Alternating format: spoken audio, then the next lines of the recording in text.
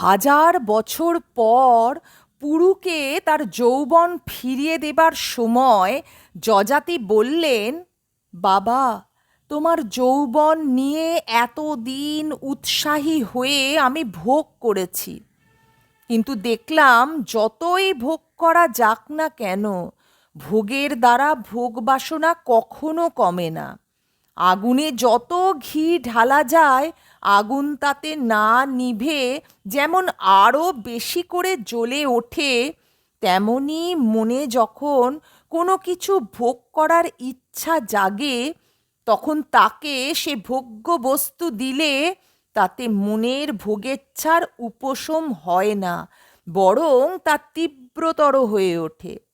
আমি পুরো 1000 বছর বিষয়াসক্ত হয়ে ভোগ করে এলাম, তবু আমার মন এখনো ভোগের জন্য লালায়িত।